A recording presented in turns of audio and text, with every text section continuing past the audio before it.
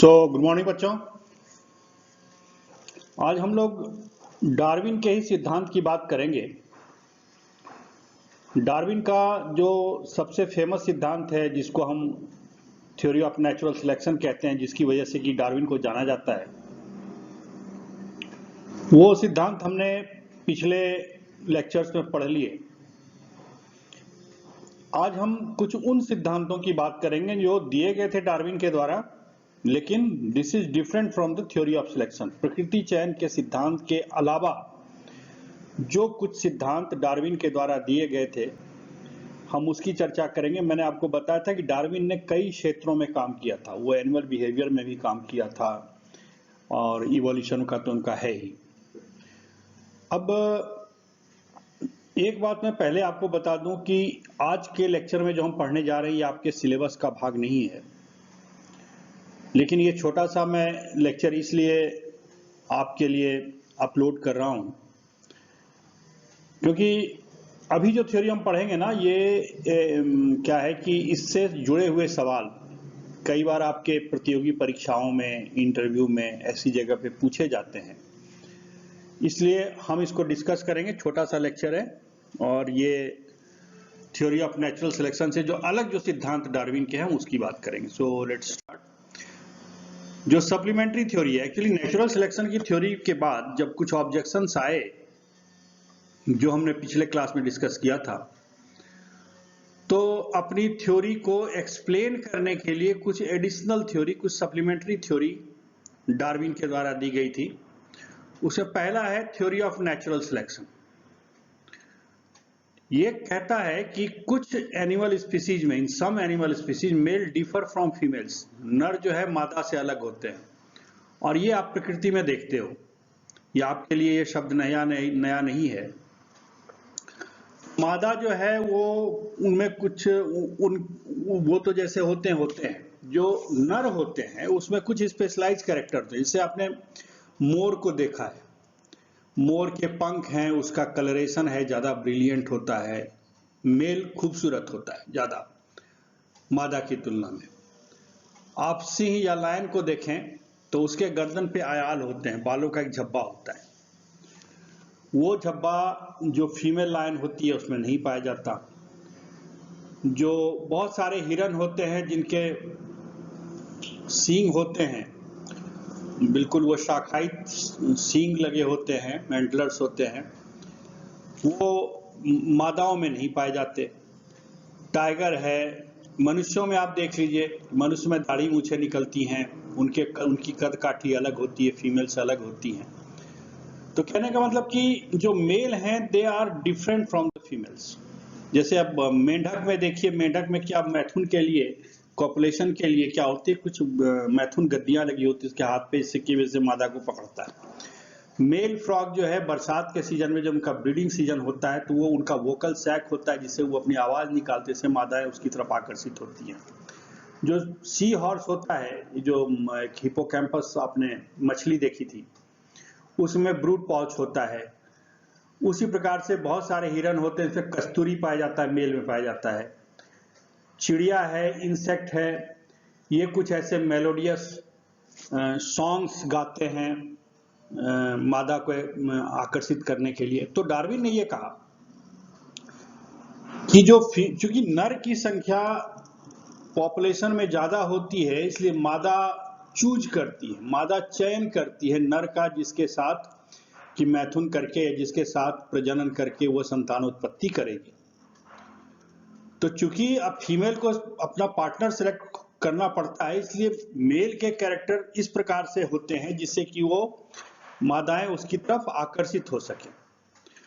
और जो नर ज्यादा आकर्षित होगा, जो नर प्रजाति का जो नर है, किसी भी जानवर की प्रजाति का ज्यादा आकर्षक होगा, जाहिर सी बात है मादाएं उसकी तरफ आकर्षित होंगी। तो ये जो चयन है ये लैंगिक चयन है, this is the sexual selection. क्योंकि होगा ये कि जब मादा कम है, नर ज्यादा है, तो उसमें कंपटीशन होगा। ये कंपटीशन जो है वो एक ढंग से it leads to the fight among the male species. और मेल जो है उसमें अपने रूप से, अपने सौंदर्य से, है ना, अपनी कद काठी से जो है वो चयनित होता है मादाओं के द्वारा। तो इसको हम कहते हैं थ्योरी ऑफ सेक्सुअल सिलेक्शन या लैंगिक चयन का सिद्धांत। इसके कुछ सैलिएंट फीचर ये, जैसे मैंने कहा कि सारे जो मेल होते हैं स्पीसीज के वो मादा की तुलना में अधिक होते हैं और इसलिए मादा को एक अवसर मिलता है कि वो मेल का चयन कर सके। मेल के पास चयन करने के ज्यादा ऑप्शंस नहीं होते। मेल्स ज्यादा अट्रैक्टिव होते हैं। मेल्स में ब्रिलियंट कलर, बहुत आकर्षक जो है ना मनभावन रंग होते हैं उसके शरीर पर। कुछ उसमें कुछ ऐसे और जैसे श्रृंगार जैसी कुछ संरचनाएं होती हैं। प्लीजिंग बिहेवियर होता है, मेटिंग डांस करते हैं, सॉन्ग्स साउंड प्रोड्यूस करते हैं, है ना। फीमेल ये कैरेक्टर्स लैक करती है।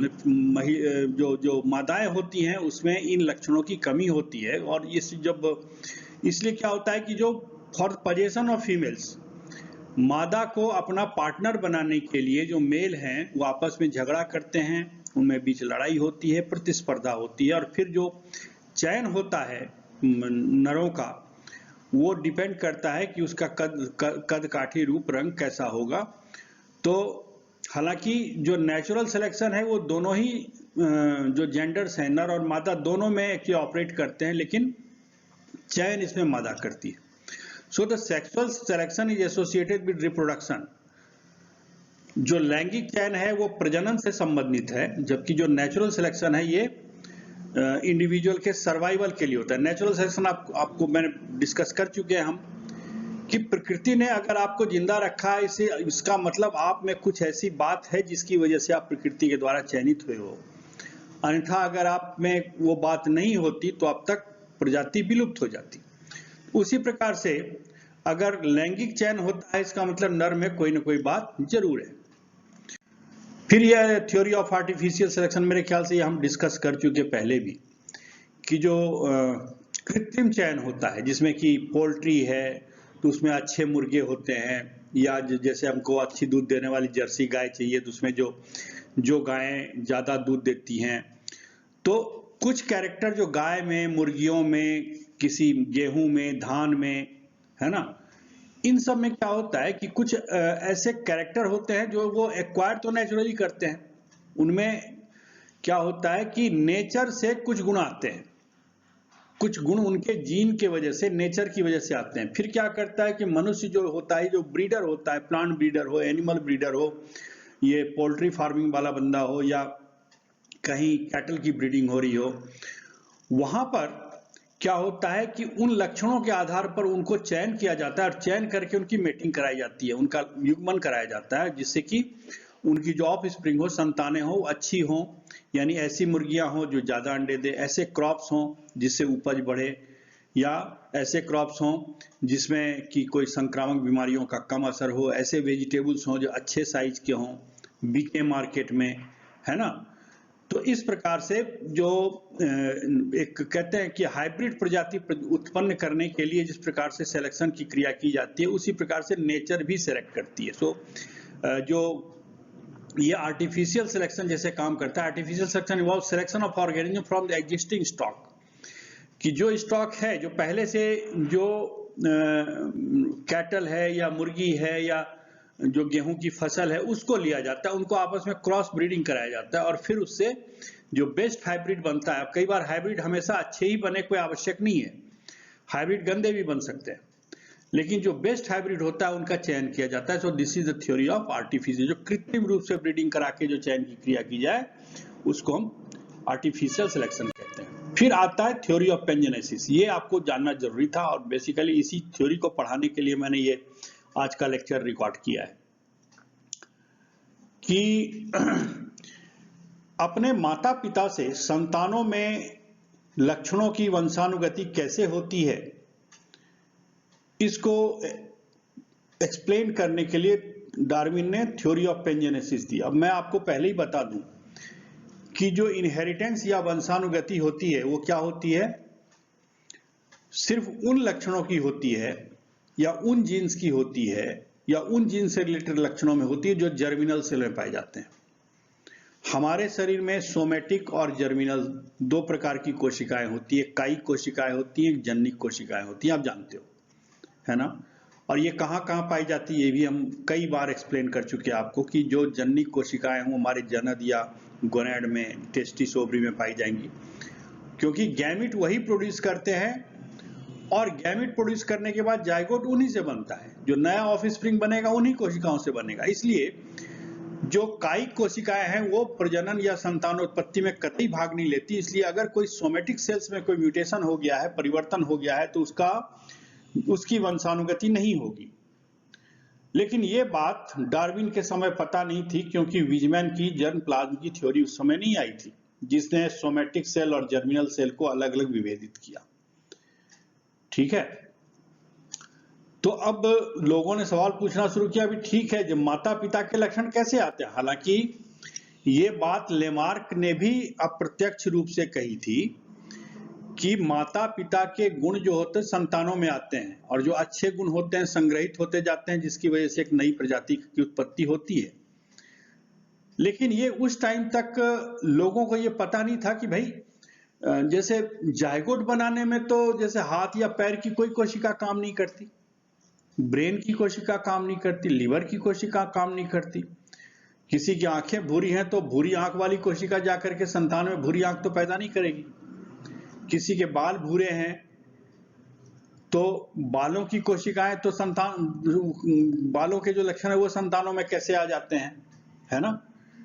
किसी का जो मसल्स अच्छा है या बुद्धि अच्छी है, तो ये तो ब्रेन के कैरेक्टरिस्टिक्स हैं, तो ब्रेन के कैरेक्टरिस्टिक कैसे चले जाते हैं संतानों में? तो माता पिता से संतानों में उनके लक्षण कैसे जाते हैं, ये थ्योरी जो था इसको एक्सप्लेन करना जरूरी था। तो डार्विन ने दिया थ्योरी ऑफ पेंजेनेसिस, पेंजीन का सिद्धांत, पेंजेनेसिस, पेंजीन जनन का सिद्धांत भी कहते हैं। हालांकि ये सिद्धांत तो ऑब्वियस सी बात है कि पूरी तरह डिस्कार्ड कर दी गई है, अब इसकी मान्यता है नहीं।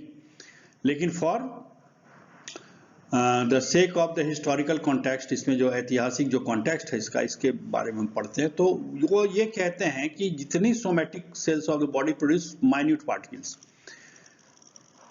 शरीर की जितनी कोशिकाएं होती हैं ना, उसमें कुछ सूक्ष्म कणों का निर्माण होता है, जिसको हम जेम्यूल्स या पेंजीन कहते हैं। मतलब शरीर की जितनी कोशिकाएं हैं, चाहे ब्रेन की कोशिका हो, हमारे हाथ की कोशिका हो, नाखून बनाने वाली कोशिका हो, है ना, लीवर की कोशिका हो, पैनक्रियाज की कोशिका हो, हार्ट की कोशिका, जितनी कोशिकाएं हैं, सारी की सारी कोशिकाएं कुछ ऐसे कण बनाती हैं जिनको हम पेंजीन्स या जेम्यूल कहते हैं। They are carried away by the bloodstream and accumulated in the germ cells. मतलब कि वो रक्त प्रवाह के द्वारा जो ये पेंजीन्स हैं या जेम्यूल्स हैं, इसको कैरी किया जाता है, इसको ढोया जाता है, इसका परिवहन किया जाता है, और ये परिवहन करके कहाँ पहुंचाए जाते हैं? जर्म सेल्स में, यानी जननी कोशिकाएं जो गैमिट का निर्माण करती हैं, स्पर्म और ओवा का जो निर्माण करती हैं। ठीक है, तो इस वजह से क्या होता है, चूंकि प्रत्येक कोशिका का अंश जर्मिनल सेल में है और जर्मिनल सेल जो है वो जाइगोट बनाती है, तो इसीलिए क्या होता है कि प्रत्येक कोशिका के लक्षण जो है ना वो संतानों में चले जाते हैं। उसी प्रकार से कहा कि जितने भी गैमिट्स होते हैं, युग्मज होते हैं, वो पेरेंट की बॉडी की रेप्लिका होती है उसमें, और वो उसमें एक एडल्ट के रूप में विकसित होने की क्षमता होती है। तो अब ये अगला क्या कहता है, पेंजीन और gemmule in the developing individual regulate the development of organ. जैसे मान लीजिए आंख की कोशिका का कण गया हुआ था, आंख की कोशिका का जेम्यूल गया जननिक कोशिका में, तो जब भ्रूण का निर्माण हो रहा है, जब आंख नहीं बनी है तब तो कोई इशू नहीं था। फिर जब आंख बनने की प्रक्रिया प्रारंभ होगी तो वही कण जो आंख से लेकर के जननिक कोशिका तक पहुंचाए गए थे, जिसमें आंख के ऑर्गन की रेप्लिका थी, वो आंखों के परिवर्धन में काम में आता है। ठीक है, वो ये कहते हैं gemmules are produced continuously at all stages of development. मतलब कि जो पेंजीन है, जेम्यूल है, ये जीवन के हर चरण में या परिवर्धन के हर चरण में लगातार प्रोड्यूस होते रहते हैं। अब उसमें से उन्होंने एक एडिशनल बात और कही कि कुछ जेम्यूल, जैसे ये होता है ना कि जैसे मान लीजिए किसी में कोई दादाजी का लक्षण है, मान लीजिए दादाजी की आंख भूरी है, उनके पिताजी में तो की आंखें तो काली थी, पोते में भी काली थी, लेकिन उस पोते का जो बेटा हुआ ना, दादाजी का जो पड़पोता हुआ, उसकी आंखें भूरी हो गई। इसको हम एटाविज्म कहते हैं वैसे तो, कि अगर किसी दूर के पूर्वज से कोई लक्षण किसी में अपीयर हो जाए उसको हम एटाविज्म कहते हैं। तो इसको एक्सप्लेन करने के लिए उन्होंने ये कहा कि कुछ ऐसे जेम्यूल्स होते हैं, कुछ ऐसे पेंजीन्स होते हैं जो सुषुप्तावस्था में रहते हैं कई पीढ़ियों तक और फिर अचानक से विकसित हो जाते हैं। मतलब कई पीढ़ियों तक जो भूरी आंख थी उसका लक्षण सुषुप्त पड़ा हुआ था, 2 या 3 पीढ़ी के बाद क्या हुआ कि वो लक्षण अचानक से उभर के सामने आ गए। तो इस प्रकार से उनके संतति में कैरेक्टर्स उत्पन्न होते हैं। और इसी थ्योरी के हिसाब से इन्होंने कहा कि जितने भी, मतलब ये मिला जुला के कहानी ये है कि शरीर की प्रत्येक जो कायिक कोशिका होती है जेम्यूल बनाती हैं। जेम्यूल जो है वो रक्त प्रवाह के द्वारा जननी कोशिका में जाता है, जननी कोशिकाओं में गैमिट बनते हैं। जो गैमिट होता है उसमें उन कोशिकाओं के जो पेंजीन गए थे वो परिवर्तन, जब उस जानवर का जो भ्रूण परिवर्धन होता है, उस प्राणी का जब भ्रूण परिवर्धन होता है, तो वो जो कण गए थे, जो पेंजीन गए थे, जेम्यूल गए थे, वो फिर क्या होता है कि वो उसके डेवलपमेंट में मदद करते हैं, क्योंकि उसमें उस अंग की के सारे लक्षण, पूरी रेप्लिका, पूरी प्रतिलिपि उसके अंदर होती है। तो जैसे मैंने कहा कि this theory of historical importance only सिर्फ पढ़ाने के लिए है कि चूंकि डार्विन ने ये थ्योरी दी थी इसलिए मैं आपको पढ़ा रहा हूं, अदरवाइज ये सिद्धांत अब पूरी तरह से इसकी मान्यता खत्म हो गई है, अमान्य हो चुका है सिद्धांत।